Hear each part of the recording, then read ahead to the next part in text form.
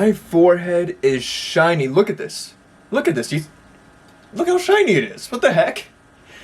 Am I just that oily? No. I don't know. I am Pump Squatch. Hello and welcome to something that's a little bit different. We had a few things happen on the anime side of things and the anime spectrum within the past week or so, so we're just going to go ahead and cover a few of them, go over a few of them, and so and such. Let's see what is first up. First and foremost, I want to talk about the Cowboy Bebop Netflix reboot.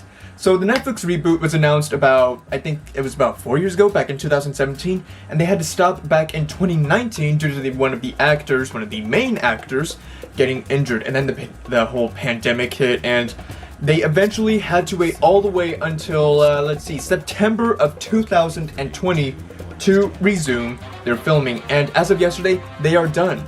They are finally done as of March 15th, 2021, filming it, and now all that's left to do is for them to, of course, edit it and put it out to happen. And this is something that makes me both interested, excited, and nervous at the same time. I'm interested because Cowboy Bebop is an anime that aired all the way back in 1998, so we are getting a live-action adaptation nearly 25 years later. It's about 23 years later, but it may come out 25 years after it, which I think that'd be kind of cool to celebrate the 25th anniversary of the anime. But I have not actually seen the entirety of Cowboy Bebop. I know, do not skewer me on a stake yet. There is still time for me to do that, and I do have to say that the anime has had a very interesting cultural impact. At least that's what I'm going to call it, because it is a good anime. It's a classic anime. Many people love this anime. I'm still watching Death Note with my mother, so maybe I can trick her into watching Cowboy Bebop with me, you know? I actually am watching Death Note with my Christian mother. I'm a good Christian boy, okay? I'm a good Christian boy. So that means my mother is a good Christian mother. And we watch Death Note together. Life is good, isn't it? Yeah, it was announced in June 2017. It stopped in October 2019, then the pandemic hit, and that kind of made things happen again with that as well. But we are finally getting confirmation that filming is done, so that should be hitting our TV screens hopefully within another year or two. That'd be kind of cool to release it on the 25th anniversary. Extra points if they release it on the actual air date of the first initial episode of Cowboy Bebop. Extra points in my book, which, why would they care about some random guy on the internet, right?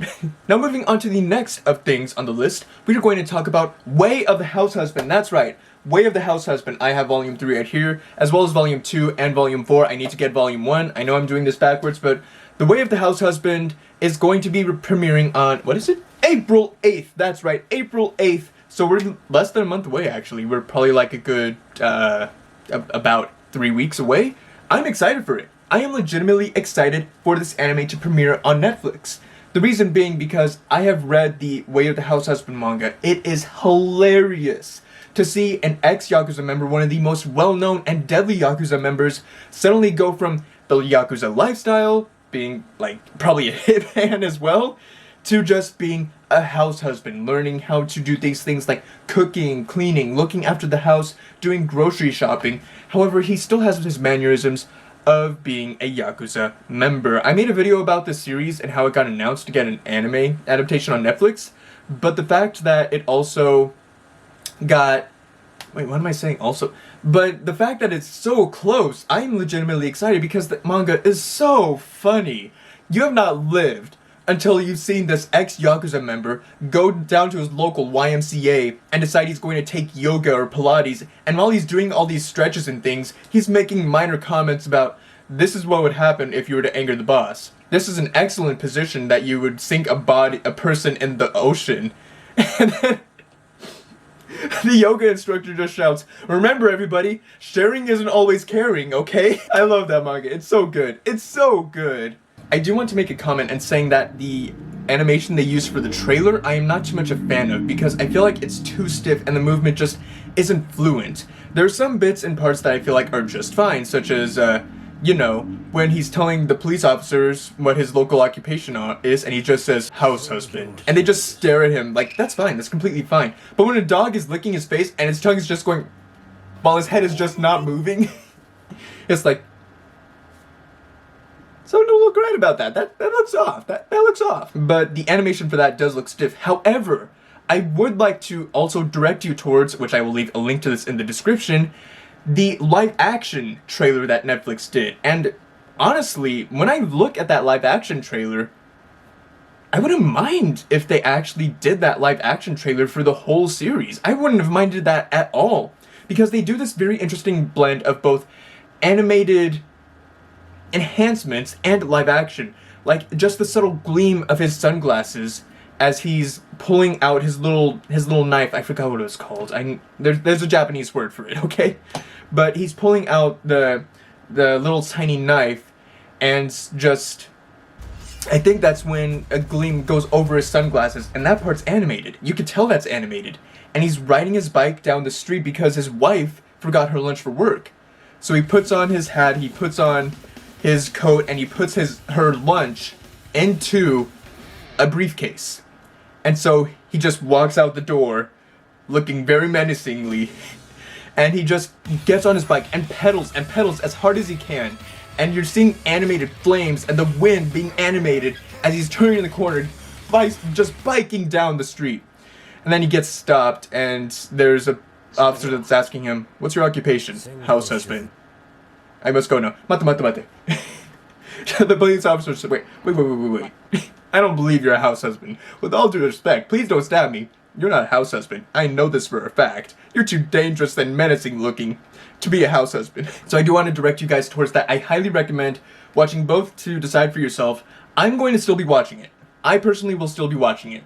And I went on for way too long rambling about the way of the house husband, but speaking of premieres, we also have the Kobayashi Dragon Maid S, or Season 2, premiere that we are expecting as well, and it is going to be premiering when again? According to Anime News Network, they announced on Tuesday, so I believe that is today as of the recording of this video, airing outside of Asia in July. This is the one that you've also seen images of this character probably pop up on your Twitter feed, or pop up of people trying to fix, which ended up looking way worse than anything else, in my opinion. That will be premiering on Crunchyroll in July. Jeez, I really ate up the time trying to record the whole thing of the way the house has been. But you can also expect that to be premiering on Crunchyroll, and most likely Verve as well, because Verve is owned by Crunchyroll.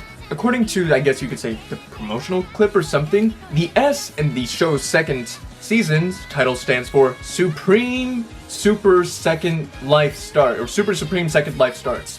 Try saying that 5 times fast. Okay. Yet while they're enjoying that laid-back life and occasionally turbulent left, the threat of a new dragon swoops down upon the missed Kobayashi. Now this could allude to the end of the first season, or it could allude to the new season that's coming out, because there is, of course, this dragon right here that you've probably seen. I enjoyed the first season of Kobayashi Dragon Maid. I thought it was really good. A lot of people thought it was really good. Now we're waiting for a second season of No Game No Life, and Batum, and various other works. High School of the Dead is not getting a second season. I think the writer is either severely ill or has passed. That's very unfortunate. But we got 1 for 5, which is basically enough to get out of bronze. You can't lose SR in bronze. But you know what? It's something. Anyways, guys, before we go on with the final bit of news for this video, I would like to thank you all very much for watching. Really do appreciate it. Hope you enjoyed this video or the content within. If you did, or if you found it informative about what's going on in the anime sphere, even a little bit, feel free to leave a like, or let me know your thoughts and opinions down in the comment section down below.